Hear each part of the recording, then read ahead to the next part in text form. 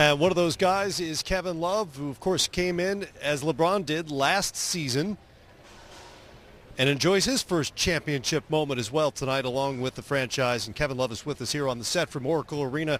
And Kevin, you know as well as anybody, it's been a little bit of a windy road for you the last couple of seasons. How satisfying is it now that you've reached your destination? It's great. This is one of the reasons, the main reason I came here for. And we just said, saw Bron come off the split there, and he was unbelievable tonight. Kyrie hit that big shot at the end.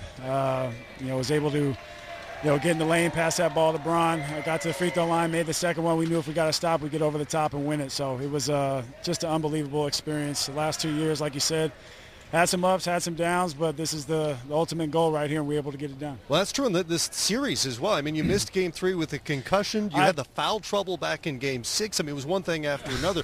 Coming into tonight, how did you visualize what was going to happen here? It all just came down to 48 minutes, one game. I just wanted to go in there and be aggressive, especially on the offensive glass and the defensive glass. I said, if anything, I'll be able to clean up as much as I can, force them into one possession, try to get us extra possessions, and I was able to have some success with that. So early on, just wanted to almost impose my will. Second half, I thought we played harder and made it a 2 or 3 minute game in the end, and we were ultimately able to get stops when we needed to. And Kyrie hit that big three, as I mentioned, and then we went up 4, and that was it. Kevin, I thought you did a great job defensively tonight, and I thought that was one of your main contributions, being able to step out and defend, and then in that last play against Curry. Coach! Here I am. What's up? What's up? Congrats, baby. We was just getting ready to talk about your game plan, Coach. Congrats, Coach. But when you stepped out and you had to guard Curry out on the perimeter, and we were talking, Coach, about your bigs getting out and guarding, and I thought Kevin tonight defensively, he did a great job not only rebounding, but stepping out and defending off a screen and roll, and also guarding Curry at a crucial point in time of the game. What was going through your mind then, Kevin, when you had to switch out and take this shot away? I knew it was a big possession for us. I knew if we were able to get the stop, then it was going to put us in a great position to win the game. And when I switched out on him, Tristan Thompson had done such a great job the entire series. RJ as well. Anybody that really switched up on the Steph, and we held him and Clay to 6 for 17 and 6 for 19. Felt like we did a great job on them tonight. So I had to do my part, and this was a big possession for us. I was able to force a very tough contested shot.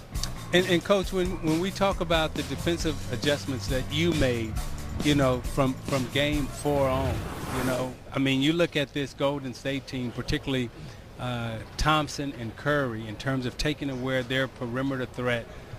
How was you able to come up with this type of game plan, and how did you get your team to be disciplined and mentally focused enough to stay in tune every single time down court when you're down 3-1 and it's so easy for teams to give up in these situations? Well, it's tough because they put you in a lot of tough situations offensively.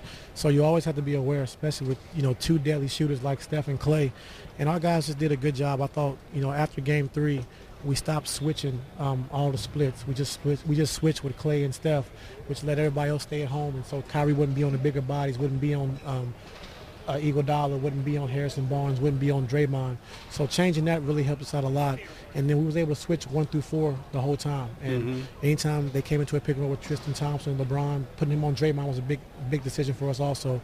Putting him on Draymond in Game 3 was really big for us because he was able to get into Draymond and not to affect his passes, because if you mess up one time, they're going to pinpoint passes, they're going to get a shot. So by him putting pressure on Draymond really bought us time if we messed up or made a mistake, and he was able to guard him off the dribble and also pressure him so he couldn't pass over top of us. So it was 2 big adjustments for us, and like you said, our bigs did a great job of switching out when we had to and blitzing when we had to, and we just stuck with the game plan, and we never got discouraged.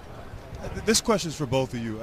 It seemed like during the 2 years that you've had this team together, that at the end of the regular season, going into the playoffs, you guys were as connected, you guys were as together, just as you had been the entire time. And I'm just curious, what happened? When did you – it just seemed like from the outside looking in, that you guys were, kind of flew under the radar. A lot of talk about Golden State. Obviously, Kobe had his retirement season. But you guys just seemed to come together at the right time.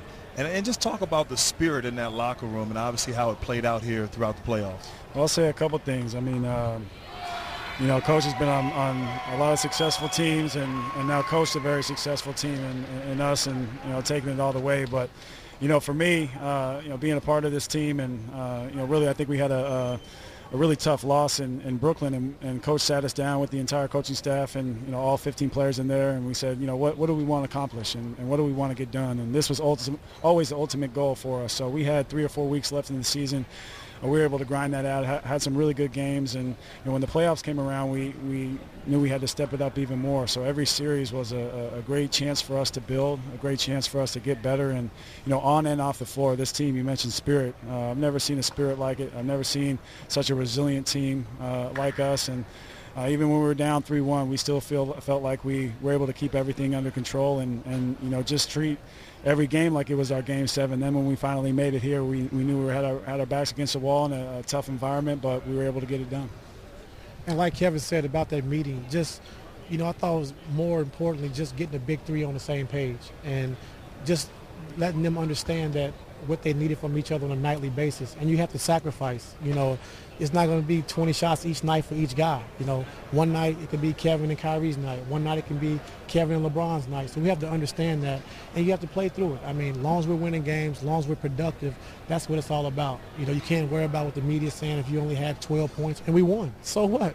Who cares? And I think, and also just trying to, team bond, just being together, understanding and taking advantage of the moment because, I always talk about Oklahoma City. They went to the finals against Miami, and I bet you they were saying, like, next year, we'll be ready next year, and they never made it back, So you can't take these opportunities for granted, and you got to take advantage of it.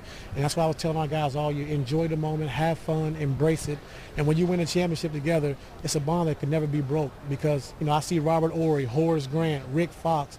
The love is still there, and it's always going to be there. Brian Shaw. So once you win a championship, it's like a blood transfusion. So it's an unbelievable thing. Yeah. T. Lou, you talk about the big three, and those guys led you guys throughout the regular season and throughout the playoffs. And then you have Tristan Thompson. But talk about Richard Jefferson, what he brought, the old man, old legs, and then also J.R. Smith in that third quarter. I thought it was huge when he had those 8 straight points. Yes, well, the biggest thing for us, I thought the addition of Channing Frye and Richard Jefferson, and James Jones has been great also. Just being in the locker room, keeping these guys composed, keeping them upbeat, and just talking to them, staying with them. I thought the biggest thing with those 3 guys, they tell the truth. You're not gonna, you come down the court, you travel, and you come to the bench and be like, oh no, you didn't travel. They're like, no, you traveled. So when you can respect the guy when they tell the truth, and that's how I try to be with the guys, is tell them the truth. And they might not like it right then and there, but tomorrow they're like, you know what, you was right. I'm sorry if I went off or whatever. But it's been great just having R.J., Channing, James Jones, Mo Williams, all those veteran guys, and Richard Jefferson, he probably played a bigger role in the finals than he thought he was going to play when he signed here, but he was great and he was phenomenal. Gotta love it when a plan comes together. We got to say goodbye to the guys. Kevin Love, what you got? NBA champion Kevin Love, and Tyronn Lue, the only other person on the set who's been to Mexico, Missouri. Congratulations, 3rd ever to begin your coaching career mid-season and wind up with a championship. Thank you very much. Fantastic. Saw the emotions tonight. Genuine tears. Good stuff here from Oakland, and we'll continue. We haven't even gotten to the highlight yet. We'll do that when we come back.